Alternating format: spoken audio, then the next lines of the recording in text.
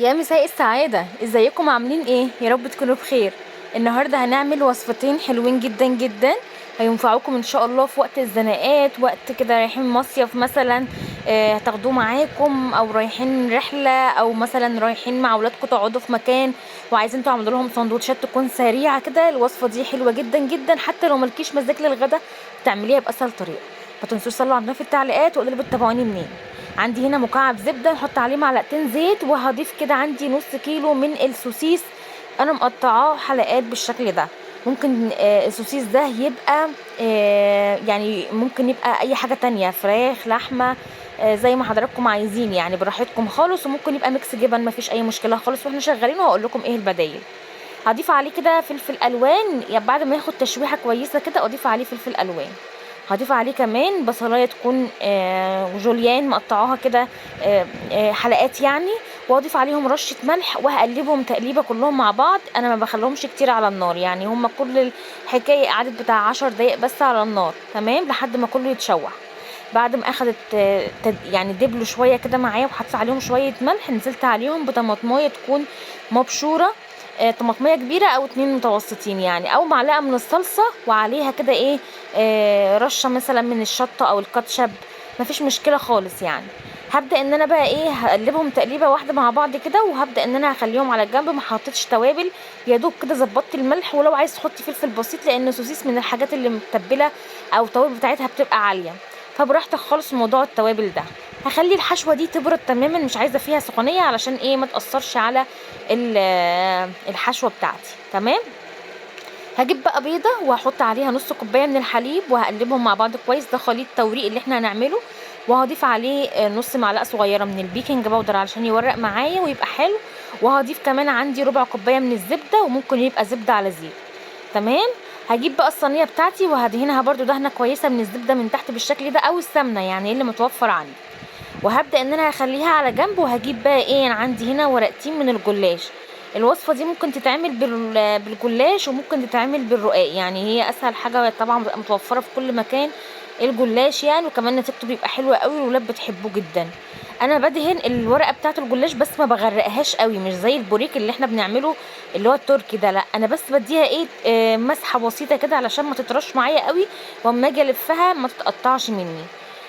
هحط الورقة التانية، ممكن تعمليها ورقتين وممكن تعمليها ورقة واحدة زي ما انت عايزة. واحط بقى ايه الحشوة بتاعتي في النص بالشكل ده، واخلي الاطراف ما يكونش جاية عليهم حاجة. ممكن بقى تضيفي اي اضافات انت بتحبيها، شوية زيتون، شوية جبنة رومي او موتزاريلا. ممكن تكتفي بس بالحشوة اللي انت بتحطيها في النص، مفيش اي مشكلة يعني. الحشوة بقى دي على حسب اختياراتك، وممكن تعمليها برضو بالشاورما لحمة او فراخ، وممكن تعمليها بميكس الجبن بس مثلا مع بقدونس وفلفل الوان، مفيش اي مشكله خالص خالص يعني. هي كده كده بتمشي اي حاجه يعني. ممكن كمان زي ما قلت لك تعملي 3 ورقات، انا حسيتها ان هي 3 ورقات بتبقى تخينه شويه، فحطيت بس ايه ورقتين، وعلى حسب نوع الجلاش اللي انت بتستخدميه برضه. بصوا انا اللقطه دي اتعادت تاني، فبصوا بقى بعملها بالشكل ده. بحط اهم حاجه نسيب الاطراف فاضيه علشان نقفل من الجناب. اما نيجي نقفلها بالشكل ده ما تقعش مننا يعني الحشوه مننا. وهبدا ان انا هقفلها بالشكل ده وهلفها رول. طبعا الصينيه جنبي ايه جاهزه يعني، بالشكل ده هلفها. وممكن تتعمل برضو بالعيش السوري لو انتي اللي هو العيش بتاع الشاورما، برضو في متناول الجميع، وسعره برضو مش غالي ومتوفر في كل مكان. بعد ما بخلص كل الكمية دي كلها كده، كانت ايه نص كيلو من الجلاش، عمل لي اللي هم 7 او 8 رولات بالشكل ده، والصينية دي مقاس 40. هاخد كده من خليط التوريق وهدهن من فوق، وبعد كده هبدا ان انا احط عليهم ايه برضو مسحه من الزبده. وعايزه تعملي لها وش بيتزا من فوق بالشكل ده، يعني تحط شويه جبنه، شويه زيتون، شرايح طماطم او فلفل، تعملي لها وش بيتزا يعني شكلا بس كده من فوق، مفيش مشكله خالص. مش عايزه وعايزه تخليها بس تخش الفرن على كده، مفيش اي مشكله. مع الجبنه هرش رشه زعتر برضو، هتدينا طعم وريحه حلوه جدا جدا جدا مع الجبنه يعني. بعد كده بقى انا عندي الفرن ساخن على درجة حرارة 180، بحطها في الرف اللي تحت اللي في النص، يعني الرف اللي في النص نزلي الشبكة للرف اللي تحتيه، بحيث ان هو ايه بقى قريب شوية من تحت. وما بشغلش الشواية الا لما احس ان الحروف احمرت وهي لسه ما اخدتش لون من فوق، يعني بشغل الفرن من تحت بس. لو عايزة تحط لها شوية فلفل الوان زي كده ما فيش مشكلة. المهم هي اخدت معايا في الفرن حوالي ايه من 20 ل 25 دقيقه، وبعد ما بتطلع بيبقى شكلها تحفه جدا، وبتبقى طريه وجميله بسبب ان احنا حاطين عليها جبنه من فوق. لو انت مش هتحطي عليها جبنه من فوق، اول ما تطلع معاكي من الفرن هتبداي ان انت تغطيها كده 5 دقايق، تردي من حراره الفرن والجلاش يطرى معاكي. وممكن كمان لما تطلع من الفرن تديها ايه دهنه زبده كده بسيطه، لو انت عايزاها ايه تلمعيها وتديها شكل حلو يعني من فوق، مع رشه مثلا من الزعتر كمان، يعني لو انت مش هتحطي جبنه موتزاريلا. تمام.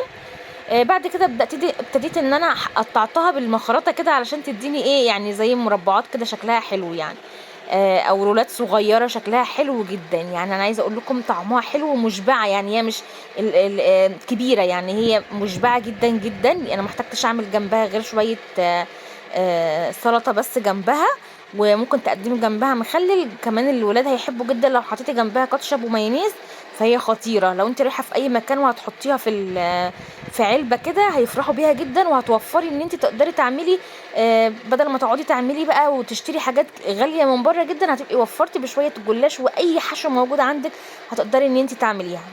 انا عايزاكم تجربوها وتقولوا رايكم في التعليقات، ولو مش موجوده عندكم اي حاجه اكتبوا لي برده في التعليقات نقول البدايل بتاعتها. انا على قد ما اقدر حبيت او قدرت ان انا اقول البدايل بتاعتها اللي موجوده عندكم. بص دي واحده كده كانت بميكس جبن بس، فكانت خطيره بجد. الوصفه التانية بقى، بما اننا داخلين على العيد عيد الاضحى، فعايزه اقول لكم بقى طريقتي في اللحمه علشان تطلع معاكي شوربه تحفه.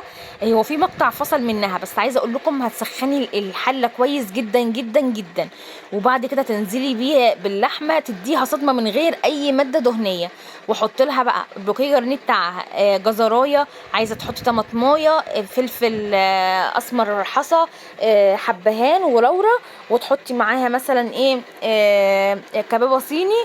وهتبداي ان انت تشيلي اي ريم اول ما تبدا ان هي تغلي معاكي، هتشيلي اي ريم وتهدي النار بعد اول غلوه، هيطلع معاكي الشوربه تحفه جدا واللحمه دايبه، وكمان الميه مش هتقصر او الشوربه يعني مش هتقصر منك، وتبتدي ان انت تزودي كل شويه وتاخد وقت في التسويه.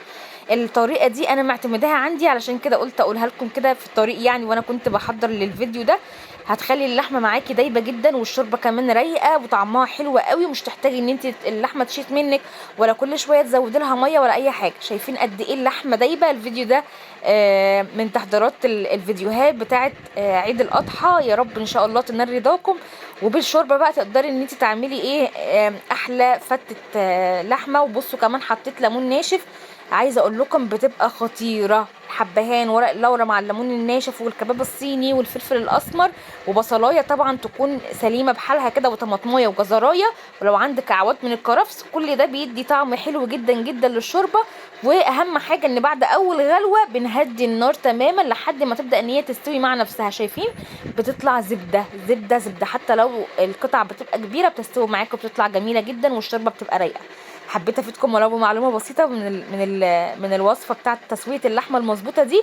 حطي كمان معاها معلقه من السكر هتبقى خطيره. وعملت لكم بقى ألذ فته هتاكلوها في حياتكم، طعمها وريحتها وكل حاجه فيها جميله. ان شاء الله انزل لكم الفيديو قريب. وما تنسوش بقى لو عجبكم الفيديو دعمونا باجمل لايك، وصلوا على النبي في التعليقات وقولوا رايكم في الوصفات، واشوفكم على خير. مع السلامه.